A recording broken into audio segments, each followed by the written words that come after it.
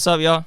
It's Questionable Reality, and today I'm here with K.Flexin. Dick her down for 47 minutes, make her sleep hard. I know these niggas not like us, but I know we are. Oh, I think the shots is getting to me, gotta recharge. Damn, can't double back cause she know where I stay now, but ayy, beat it up, bet I give her 8 rounds. Hop in the whip cause she like how the bass sound. I told the bitch to put her ass 7 face down. Can't double back cause she know where I stay. What's up with you, bro? What you bringing to the table, bro? Let the people know some shit. Shit. It's K.Flexin. I'm a tattoo artist. I'm a barber. I'm a rapper. I'm pretty much jack of all trades. I do some everything. I can engineer a little bit. I can make cover arts. I do everything myself. So I run everything off my own muscle. Feel me? Little 2-year-old amazing. That's what's up, bro.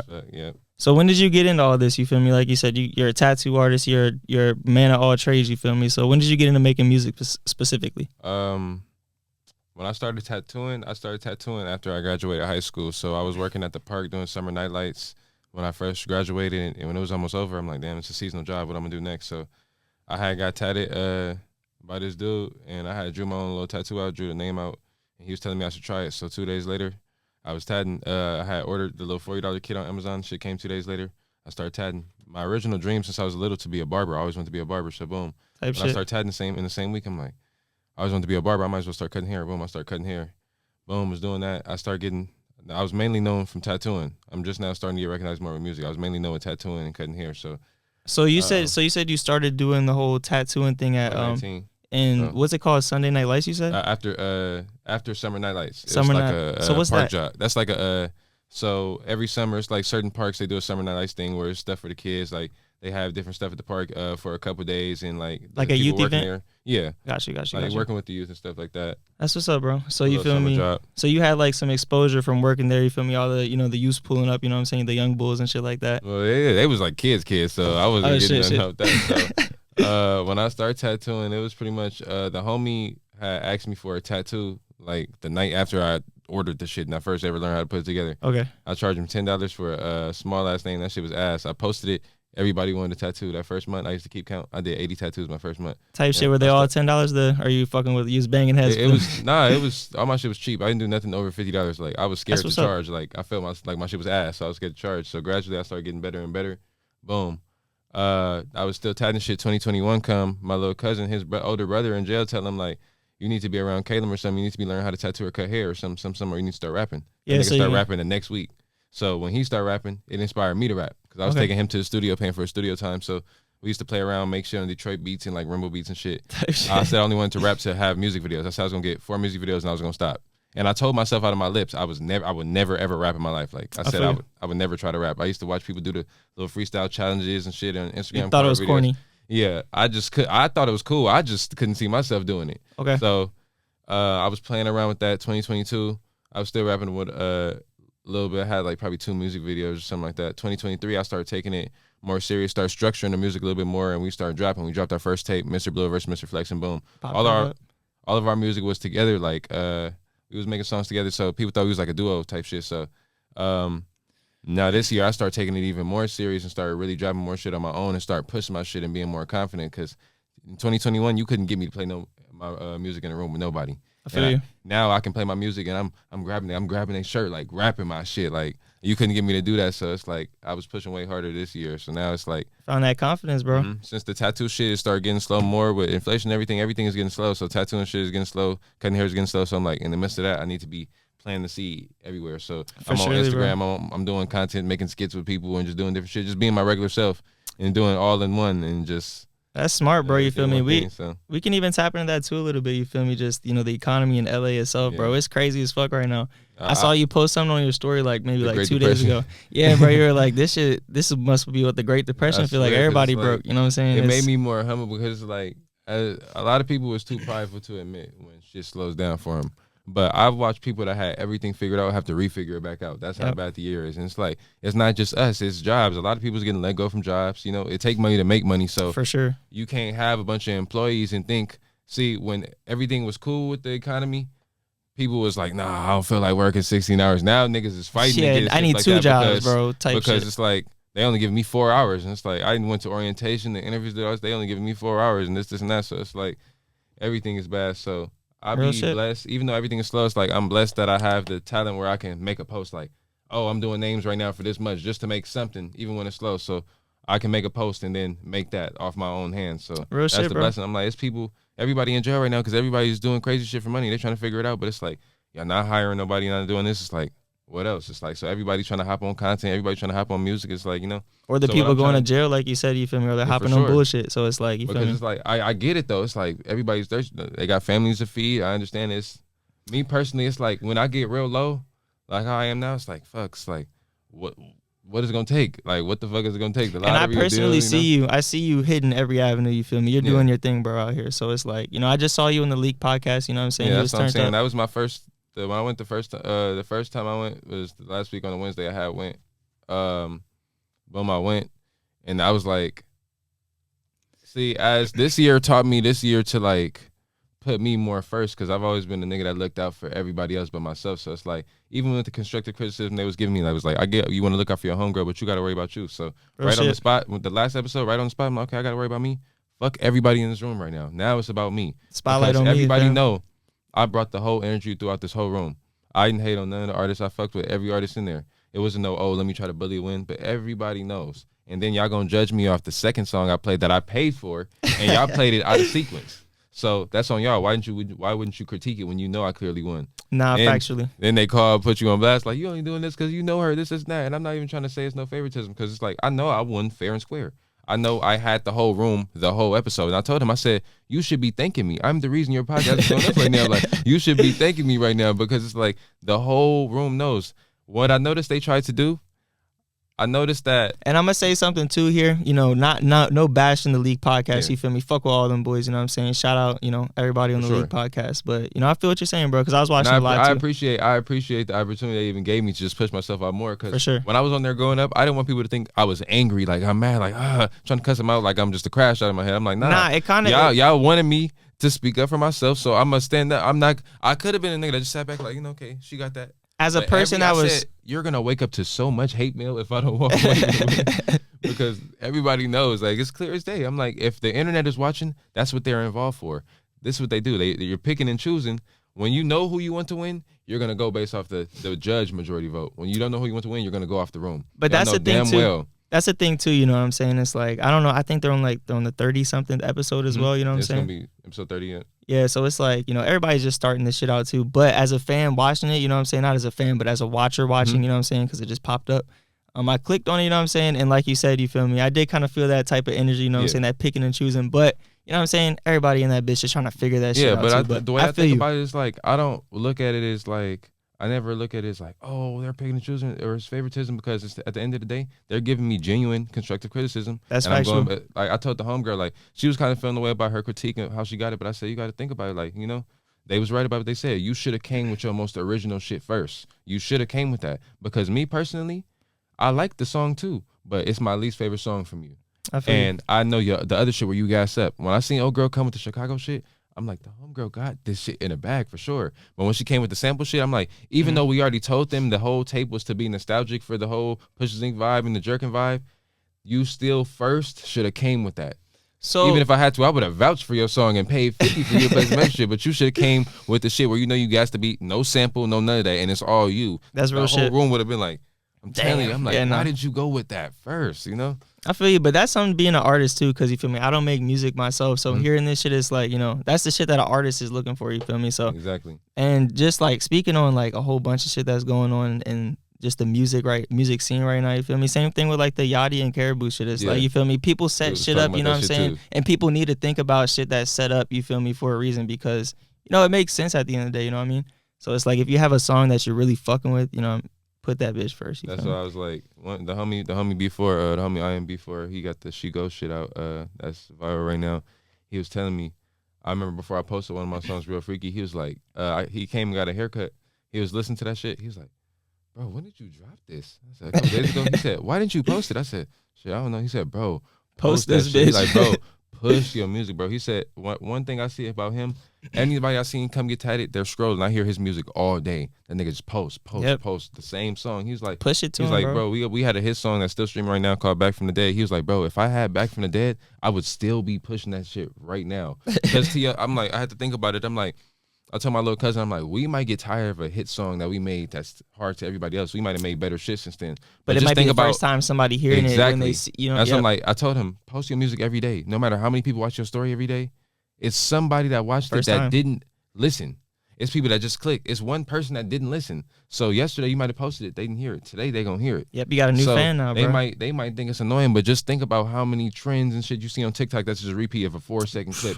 Or bro, what's that dancing shit that was on TikTok? The fucking little bullshit. That was like in COVID. That was 2 years in the fucking. You know what I'm saying? Still going. You know what I'm saying? People still doing shit. Shit's still going. So I told him, it's like, I had to think about it. I'm like, it's artists like Usher that got residencies in Vegas and they perform the same shit every night that they made 20 years ago. Yep. So if we getting tired of some shit we made last year, that ain't shit. Because I'm like, our first album, our first tape, the Mr. Blue versus Mr. Flex, I'm like, that's going to be our Good Kid, Mad City. That's going to be, I'm like, everybody, when they're going to listen to an artist, anybody that really fuck with an artist, they like, nigga, I've been listening to him since back from the day. I've been listening to him. People are going to want to go back to this. Yep. You bring up Kendrick, a lot of people was only listening to him now after he disses a nigga, you know? Yeah, no. There's people that was really sitting there listening to Backseat Freestyle and Control and all this other shit. And I was listening to that shit. I might not look like the type of person that was listening to that, but you feel me? I'm from the East Coast, so in Virginia, that's where I was living at the time, bro.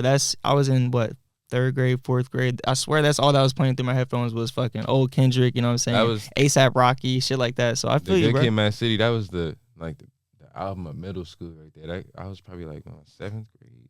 7th grade year. How old are you right now? I'm 23. I'm 21. So yeah. So like you were in 7th or 6th. I was in like 3rd. Yeah. So you feel me? But yeah, bro. I remember hearing "Sing About Me," you know, dying of thirst, and like I said, I'm in 3rd grade, 4th grade, and this shit's playing through my headphones. Like that shit shook my whole world. You know what I'm saying? Cause God, it's like for a kid like me, the podcast already knows and shit. I grew up in like suburbia. You feel me? I got flavor and shit. You know what I'm saying? But yeah, bro. So hearing that shit was like a completely like different side of shit. You know what I'm saying? So that's what really kind of. So I feel you. I feel what you're saying. And the crazy thing about it with music is like the music I make is nothing like what I listen to. Like you'll hear my playlist versus my catalog and be like, what the hell are these two different people? I rap how the fuck I rap, but my favorite artist is Brent Faiyaz.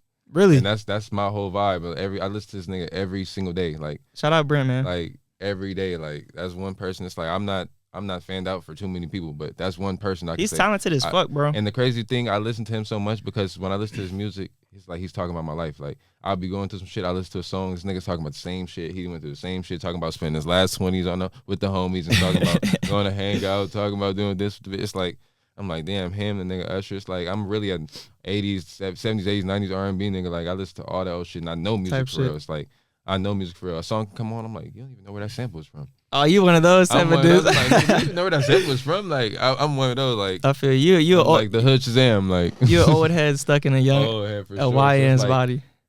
It's like if you would have seen how I rap versus what I listen to, you wouldn't even think it was the same person. That's why it's like one thing about me. It's like I always wanted to. That's good. You have depth though.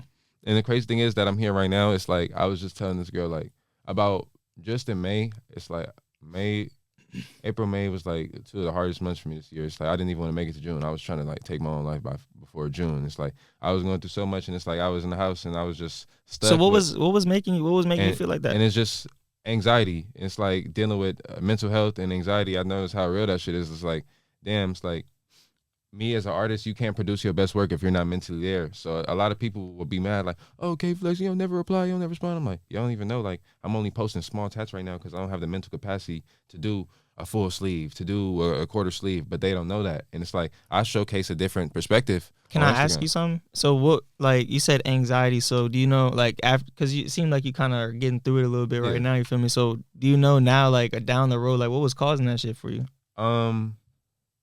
Past events, and one thing about me, my intuition is real strong. Okay. So when I think about something, I have a habit of me talking about some shit and it happened. Like something we're talking about right now is gonna have happened down the line, or we're gonna bring it up. Like words are powerful, bro. Like I swear to God, like I didn't bring up the most random shit in the world. You can bring up a random artist nobody listens to. I remember me and the homegirl, we was in the grocery store and Food for Less, it was like a Neo song that came on. I'm like, I used to want to be like this nigga Neo when I was little. I used to be dancing with the bowl on my head, like it was a hat. Shit.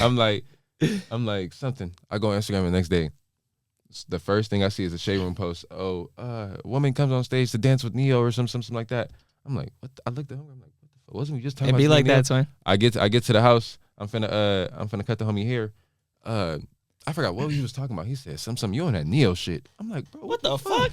Look, the next day my little cousin comes to the house. He said, we talking about sampling beats. He like, yeah, I wanted to try this one Neo sample. I'm like, bro, what the fuck is so important about this nigga Neo? All of a sudden, I'm like, it can be the smallest things. I'm like, I'm gonna say something too, just to add on to that, bro. Like, my mom came down here August 1st to the 7th. You feel me? Whole time she's down here, I haven't seen her in like 2.5 years. The whole time she's down here, bro, my car's clean, you feel me? I'm like, yeah, bro, I haven't crashed my car, you know what I'm saying? Like, I'm really driving out here. And just talking my shit, bro, you feel me? And then she leaves, bro. Like, 2 days after she leaves, my nigga, I crashed my car twice in the same day, bro. The crazy thing in the same fucking day, it's bro. Like, that people tell me it's like, and this, I always felt like I had some type of special gift or it's like something or had superpowers because like for years, like I've been predicting shit and it's like good shit and bad. Like, I'll never forget. It started when I was like little, like 9 years old. I was probably like 9 when Michael Jackson died. The day Michael Jackson died, before he even died, I was in the car with my mom. I remember exactly where I was at. I was on 93rd and Barron Cross behind my old middle school, Bret Hart. I asked my mom, I'm like, I'm younger, I'm getting into music and shit. I'm getting into music videos, watching shit. I was always musically inclined. Yeah. So I'm like, is Michael Jackson dead? Me just asking a random ass question. She's like, no, why you ask that? The nigga died that day. And when I say I cried like he was my family, like I ain't never cried so hard for nobody dying. I'm like, I kept saying like, I killed Michael Jackson. I killed Michael Jackson. Yeah. And I told people like, bro, because I'm like, bro, there's no way you just asked that. And it's Michael Jackson. So when I tell people that, they're like, you killed Michael Jackson. I'm like, bro, I cried so hard when Michael Jackson died. Your family was probably fucking with you, like, bro, you sent him. Same thing with Kobe. Oh shit, bro. Look, it was January. I'll never forget. It was January 25th, 2020. I was finna do my first tattoo party. It's my first year into tatting and shit. So it's not even a full year into me tatting. It's the homegirl Kaylee birthday, and she like, come to the hotel. I want you to do tattoos or some tattoo party. Mind you, I never traveled before. I'm still beginning. I never had a bag or nothing to take my shit to travel. None of that. So she already had somebody there that was tattooing. The homie Scooby, rest in peace. He was there tattooing already. I'm like, why you need me if it's already another artist there? She was like, I just want you to do my tattoo. So boom, I get there, ain't nobody there trying to get tattooed. Oh, mind you, okay, so. Well, this sounds crazy. Hold up, what the fuck? Before I even get there, so when I was finishing this nigga tattoo, he was getting like an angel or something right here. I was finishing the angel. I started packing my shit, so I'm looking for something to pack my shit in. So I'm like, damn, all I have is a old Kobe backpack from like 6th grade. You know, the ones that got the little scratchy thing where the shit reflect when you change. So all I had is old Kobe backpack. Like, so I'm like, exactly. It was Kobe like that. It was Kobe just like that. It was a purple and yellow backpack. So I'm like, what do I look like coming to a party with some grown ass people with a little kid Kobe backpack on? Like, what do I look like? So that same day, LeBron James passed Kobe's all-time scoring points. I said, oh, I thought it said Kobe passed. So I end up going to the hotel. I did the tattoos and shit. I only did one tattoo. Everybody was on bullshit. I was doing this girl tattoo, but she was on weird shit, moving and shit. I never got to finish. It was at the Intercontinental Hotel downtown, the tallest building downtown LA. I'll pop it up for the people that don't know. I woke up the next day. It said Kobe passed in a helicopter crash. Fuck. I'm like, what the fuck? I'm like, what are the odds? I'm like, I thought it said Kobe passed yesterday, but LeBron passed Kobe. When he passed Kobe, Kobe passes the next day. So the first thing I thought, I'm like, I know this nigga LeBron probably feel like shit right now. Like, no damn, cap, I just passed the GOAT. And then the GOAT died the day after. I'm like, what type of shit is that? That same day, they had when they had the little memorial lights shit for Kobe. Guess where it was at? Where was it at? The Intercontinental, and they lit up the purple and yellow lights on the Intercontinental Hotel. You can go back to January 6, 2020 and watch the news clip. The bro, you might lights they put at the top of the building. The same building I went and did the hotel at, and I didn't want to take the Kobe backpack. I'm like, what the fuck? That's crazy. I'm like, what type of shit is that? Like, what are the odds? Nah, bro. Like, that's crazy that we're even talking about this too, because the last person I had on, he was from Philly, you feel me? He's Kobe, Philly, you feel me? So we're talking about that shit. And I've never seen a grown man crying until Kobe passed away, bro. My stepdad balling, fucking Kobe, devastated, man. Devastated. It's like, it had me thinking. I didn't want to think like that, but I'm like, they couldn't have took nobody else from the league. Nobody says, LeBron, Jordan, it's Kobe. No cap. It's like, there's a lot of weird things. Like, I read some shit, you feel me, some little weird conspiracies and shit, but you know. I'm a big conspiracy theorist. Yeah. Like, I'll be on YouTube, listen to music, and go to the darkest side of YouTube. No cap for no reason, bro. It's like, fuck, I'm clicking everything. I'm like, the clickbait to get you. I'm like, fuck. It's like, it's all these theories about all type of shit. Like, so, bro, so being from South Central LA, you feel me? So you're in the mix of everything. So you feel me? So everything. Yeah, bro. So what's your childhood looking like? You know, tell me some stories from your childhood. What type of kid were you, bro? I love asking these type of questions. I've always been a nerd. Okay. I've always been the good kid, the quiet kid. Like, I didn't start tripping until 23 years old. Like, I didn't feel like I having a voice for myself because this year I damn near lost everything. Like, I damn near lost everything. This is my hardest year of my life. It's like I lost it all, but the main thing I lost was my mind. So, but I gained consciousness from losing my mind. So I got out of my mental funk that I was in. Yep. I was in the house, and it's like I didn't want to move around. There were days I'll wake up at 9 in the morning, but I'm not getting out the bed till 2, 3, and I'm just stuck. Just looking at the walls, not doing nothing, and can't even think straight. And it's like people don't even know. It's like I can't produce my best work right now. I can relate to that, bro. Like, you know? I don't want to cut you off or anything, but bro, I definitely, like, all males watch. It's like, oh, you want something, bro? Like, if you really have gone through some shit, bro, like, I definitely feel you, because you know, I mean, I moved down to LA when I was 19, so it's like, you know, and one thing that I have fucking figured out in life, bro, nobody really gives a fuck about what you're going through, bro. Exactly. But that's what I'm saying. Nobody will ever understand it. Exactly. This is what people love to say. Y'all tattoo mans don't want no money. Y'all barbers don't want no money. Money is not everything. Nope. I can tell you, I didn't sat there and purposely let myself be broke or grow broke behind not devaluing myself. It's like, damn, I need some money, but I'm making posts and I gotta sit here and argue back and forth with somebody 30 minutes about the price that I'm valuing myself at, and I'm looking out for them, and I don't owe them shit. Meanwhile, I'm $2,000, $3,000 behind on shit, trying to catch up on car note and rent and all this other shit, and I'm arguing with somebody about $100. That's real shit, but you gonna go pay $100, $130 for a ponytail and take that bitch out in like 3-4 days. You feel me? Or but you're not gonna make a lifetime investment. Bro. You know, you're gonna go spend $130 on an ounce. Yeah. But you're not gonna spend this on a tattoo, even if you feel like it's that small. No matter the size, it's not coming off. You know. Nope. And I'm still being lenient. I'm going below my minimum. I'm doing deals and all this other shit. So. And it's your work too. At the end of the day, bro. It's exactly. You know what I'm saying? It's like, you know. So as a kid, I was a nerd. I was always into geographical shit. When I was a kid, I said I wanted to be two things: a barber and an archaeologist. Shit. Yeah, dig up fossils and all type of shit. In school, I was in spelling bees. I was in all type of shit. You're smart, bro. I had perfect attendance. I was on honor roll. I had CST medals. All type of shit. So it's like I always was a good kid in school. Did you have both of your parents growing up? Yeah, I had both my parents. I didn't grow up with my dad in the household. They broke up when we was like 5. But I went to my dad's house time to time, every other weekend and shit like that. Spent time with him. It's not like he wasn't in my life, but you know. I like to ask that because I grew up in a split household. You feel me? I grew up in a house with my mom most of my life. She had girlfriends, she had boyfriends. Actually, it was when I think about the song "Hater I Love It," I think about when 50 Cent coming up. I was confused. My mama kissing a girl.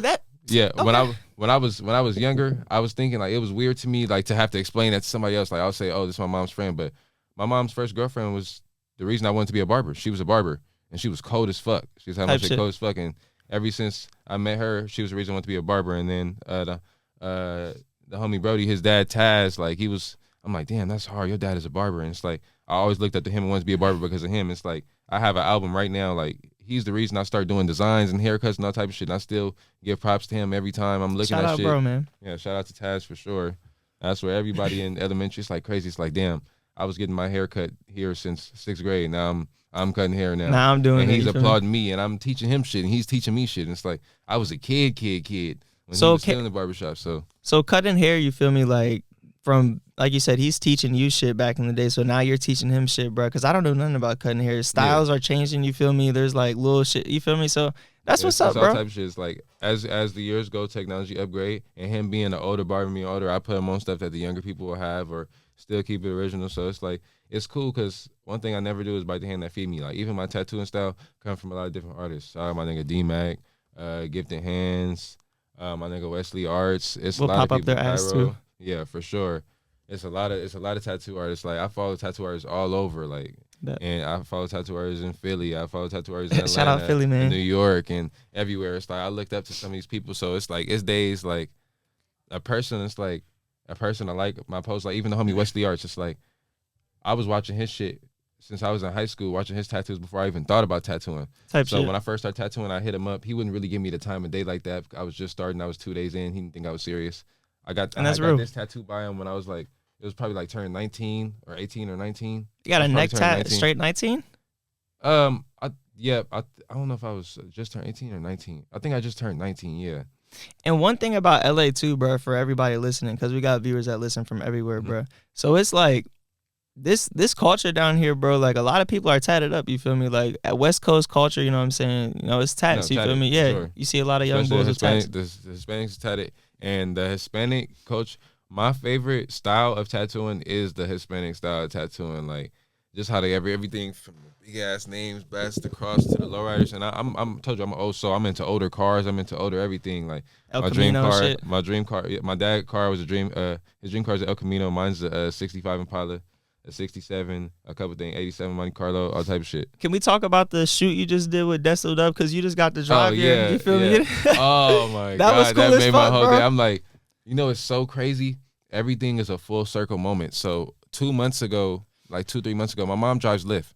So she every time she get a passenger, she like, yo, my son do tattoos. He cut hair. My mom promotes the fuck up. That's my biggest fan before anybody. Like she's in every live, the whole podcast. She's in every live. She if this shit was live right now, she'll be watching. She'll be watching. So man, shout out her, bro. Yeah, for sure. What the fuck was I just talking about? That quick. Driving. Oh yeah. Okay. So boom. The crazy thing is, so my mom's drive Lyft. She told one of her passengers my story and like how I started and everything. She was like, he should tap in with Desto Dub. Like they have the same story. Desto used to rap. Desto was doing tattoos. He was doing all this. Like they should tap in with each other. And I was telling her, I'm like, yeah, Desto's the one that make the awful lot of cough syrup. Everything. Explaining to her who it was. And the homegirl Sam snapped it. I met her 2021 through the homie Benji. And she had hit me up a day before yesterday and said, you want to model for me? I said, hell yeah. Slide. I said, hell yeah. I met her because she was Draco's photographer. She was Draco's personal photographer before he died. She used to be, rest in peace, Draco. She used to be in the strip clubs taking pictures and she used to be with all the celebrities and shit, taking pictures. So she asked me, do I want to do a shoot? She was like, yeah, it's supposed to be like a couples looking shoot. So she was like, find somebody that fits your aesthetic and shit like that. So when we did the shit, she told me to come in like some baggy pants, like some Tim's type shit, like a little white beater. So I last minute got everything. I got there and we had to we rode in the black truck down the street like 8 minutes away to the bridge location where we was gonna take the pictures. Boom, we take the pictures, we pose and shit like that in front of the car, like her in front of me. Us like we talking through the car, just different poses like that to go look like a date night. Shit. Yeah. You know, on some like after school type shit, you know, hitting the diner like older type shit. So little retro feel, you feel me? So when we get out the black truck, we stand there on the side waiting while they setting up the car. They putting the props on the car, the little Rams accessories. So we both standing there waiting. I'm like, damn, they talking about 5:30, 7 o'clock, you know. So I'm like, we could have been here later. So we sitting there waiting. So I'm taking a picture of the car. I said, ooh, that shit clean. I said, damn, when they gonna start taking the pictures? The sun going down, they ain't gonna get no sunlight. So I'm like, they can edit. They know how to do all that shit. So I take a picture of the car. And that picture I posted when I said I drove it, that was before I even drove the car. I took that picture. I said, that shit hard. I want to try that shit. I want to try. Speaking of manifestation, bro. Boom. We take the pictures, whatever. They have me take a picture sitting in the car. And he said, you're just going to act like you're reversing. So hold the seat, act like you're reversing. And I was like, damn. I told her, I said, damn, I want to try this shit. I'm looking at everything. I was in the car. I was like, like I was in lowrider and shit because the lowrider is my dream car. Even though his shit not lowrider, I got the 24s on it. So that's just all right, y'all. So I had to do a little bathroom break. The camera did cut out, you feel me? But to hop back into the Desto Dub story, you feel me? They pulled up to the video shoot location, you feel me? Bro got to drive his motherfucking dream car. But I do have some more music questions for you, K.Flexin, you feel me? Because you got a whole bunch of shit coming out, you know what I'm saying? You got a whole bunch of shit already out. I've been seeing you flood the stories, you know what I'm saying? So I got a lot of shit out right now. So what's one new thing that you're pushing, you feel me, that's really want these people to hear that you're fucking with, bro? Everything. I really want them to hear everything. I still got the No Caller ID tape out.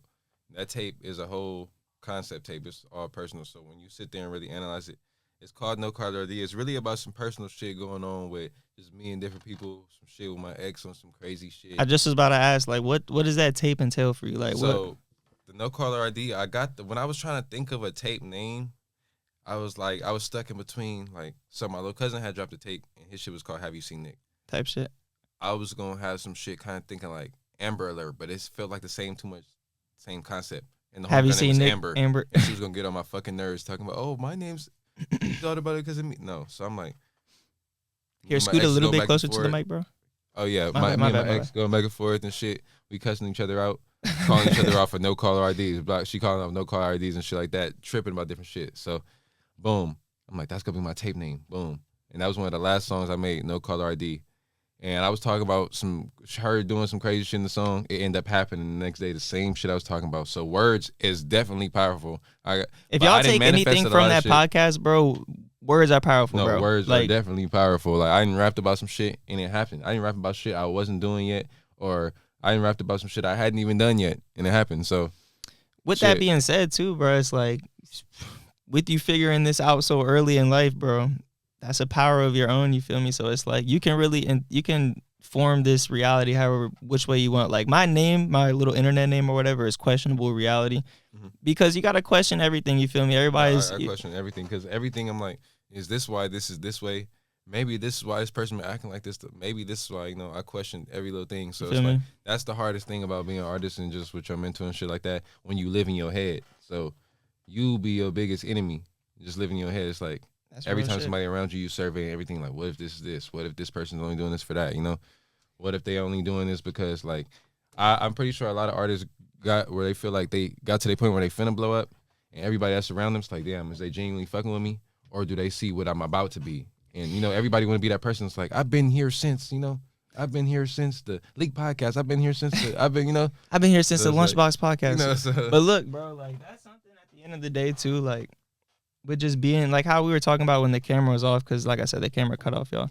Had to go get it reset. But the thing that we were talking about, bro, is just being a man, for all of our women listening, you feel me? It's two dudes talking, so you feel me? But just being a man, bro, like, you got to understand what you got to do in life, bro, you feel me? Whether that be, staying by yourself, you know what I'm saying? Cutting people off. So it's just like, make sacrifices. Like, you feel me? One thing I realized is, like, you have to make sacrifices. It's like, you gonna complain about the same shit, or you gonna make a sacrifice. You feel me? And change. It's like, one thing I had to do, like, I was working 2022, 2021. I had got scammed out of 2021. Is like one of the year I made the most money. I made like damn near $100,000 out of my garage tattooing and cutting hair. Real shit. I swear to God. Yo, I swear to God, gangster, bro. Damn near $100,000 on my garage. So that's gangster as fuck. And I felt like I made so much, and I feel like I didn't have much to show for it. It's like I was trying to move for the longest. I was trying to do all this shit. The so-called homie ended up scamming me out of 5 bands. September 24th, 2021, I gave him exactly $3,500 towards some apartment shit. My baby was due November 16th, 2021. So I was already trying to be in a place and have everything ready. The nigga ended up giving me a runaround. I gave him an additional 17. He does tattoos too. I gave him an additional $1,700 for the move in the day I was supposed to move in. No, the day before. I got tatted by him. I got this shit right here tatted. I got tatted by him. I was telling him, like, you for sure. Before I get his money, you for sure, everything for sure, because it was already on some rocky shit. Yeah. Playing middleman with his uncle. I ended up hounding that nigga about that money for months, and it was people on all type of shit. Oh, you want me to do this? You want me to do that? I'm like, nah, that's not going to get my money back, So it's like, fuck. That was the L I took right there. 2022, I started working in the shop. That's real that you feel me, with all that happening, whatever, we're not going to get into details or anything, but that's real that you didn't, weren't on crash out mentality. Because it's like, in my head, yeah, I could think like that, but the way the universe is going to work, I'm going to be in a fucked up position, even though I'm just getting my shit bites back. You right back in the ass, bro. That's how it's going to work. So it's better live conscious free. 2022, I start working at the shop. Around like March 18th, I start working at a shop in Cerritos, boom. Tattoo shop, right? Yep. Okay. I'm paying $240 every Monday, booth rent, so that's like damn near close to $1,100 a month. Yeah. And I'm paying it, and I just get a car off the lot this year, and I didn't have no credit like that. I only put a little bit down, and they luckily approved me for a brand new ass car, 2022. So I'm paying an $862 car note on top of booth rent. So in my head, I'm like, 2022, how am I gonna move if I'm paying this high ass shit? We moved shops. Before 2023, the shop ended up closing in February 2023. It didn't even hold up 2 months. Type shit. Into the new year. And it's like, when the shop closes, it's like, fuck, we got to go back to square one to the garage. But it was like a blessing and a curse. I feel now you. At the new shop, I'm paying $260 every week. And that's $1,100. Yeah, I'm paying $260 every week, and that's $1,100 a month. I'm spending on top of $862. I'm like, how am I going for rent? So, boom. Because that's damn near $2K. That's exactly. A whole rent just by itself. 2023, the whole goal was like, I need to be out of here by the summer. I was trying to move by the summer. More shit ended up happening. 2023 is really when shit start fucking up. All this shit start happening. Everybody start doing weird shit. Friends was branching out. Relationships was branching out. Family branching out. All Hot this punching shit. real quick, bro. Bro, I'm gonna say this. I feel like everybody, like every real motherfucker, bro, like everybody went through the same shit, bro. And I feel like it's because with all that COVID shit, you feel me? Like you said, like it's kind of comparable to the Great Depression. Comparable, y'all. You feel me? But you see people get put into a hard position and then you see them start shaking. And that's all that shit that you like, friends falling, boom, boom, doing all this. It's like everybody was put in such a hard position. Yeah, that's why it's like, and it's like, yo, y'all really showed your true colors, like, bro.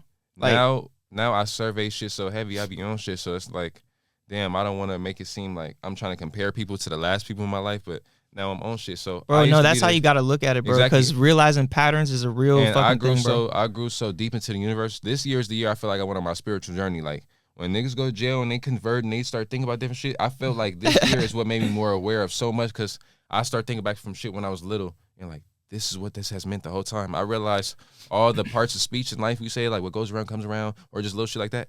All of that shit is real. All the little shit all the littlest things are the biggest life lessons, because you're not gonna notice it until it happens. It's gonna sound weird. It's like all those things that like, even that your mom said, but your granny said, you feel me? All those little like, man, what's she talking about, bro? Like really tap in, you know what I'm saying? That's like, why I know old people, that's why they're so wise. Because like when you're younger, it's like, yeah, whatever.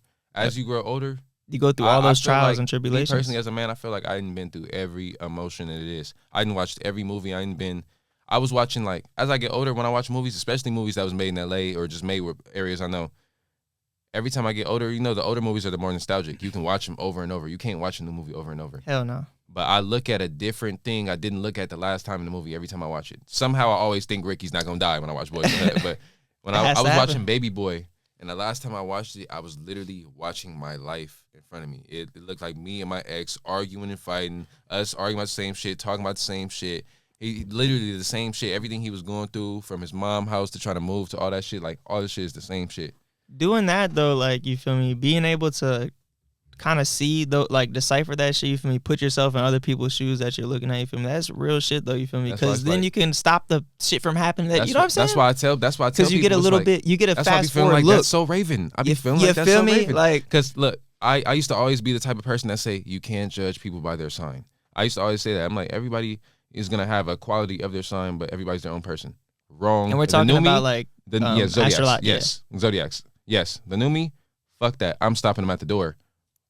You're a Virgo? Oh, damn. You're a Gemini? Oh, fuck. And I used to always give the benefit of the doubt. And that's what got me in so many fucked up positions that led up to me finally standing up. Because, like, I gave, like, oh, I'm not like this. And I start seeing the same patterns. I feel the same patterns, the same shit. It's like, fuck, I hate that I have to judge somebody by that, but it's real. Some people tell me, the homie JD told me, he said, bro. It's like a homie setting you up, bro. Like, if you got a motherfucker, you know what I'm saying? No, for sure. The homie told me, he was like, bro, I don't know what it is. Like, I just don't click with Geminis. And every Gemini we encounter, that I watch them encounter, they've never clicked. And I used to think, like, bro, how do you just tell people, like, you know, it sounds so biased, but the shit's so real. So people, like, when I go down the line, like, when people tell me shit about my sign, I'm like, damn, okay. I look at, they're like, Aries think they know everything. I'm like, it's the intuition. We're gonna, something we talked about is gonna happen, bro. Outside, you know. Air sign, right? Fire sign. Fire sign, my bad.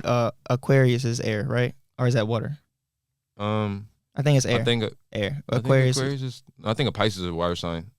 Yeah, air is Aquarius. My bad. Me and my homies were just talking about it, and I think fuck it, whatever the fuck, cause I'm Libra. Boom, whatever the hell. But I got an Aries homie, and yeah, he's or not Aries. Whatever I just said. Forget about it, bro. But we got 1 minute left on the podcast. You feel me? I don't know too much about astrological, feel me, shit like that. But feel me?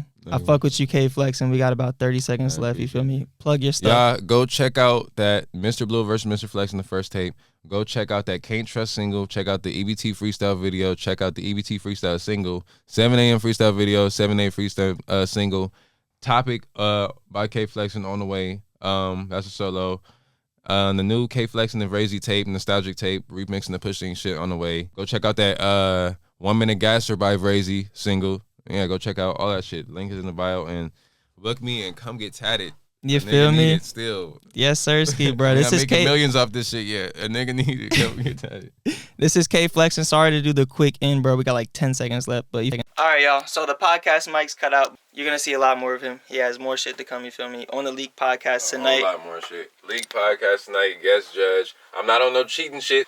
Yeah, check that out. You feel me? We out of here. This is Lunchbox. Peace.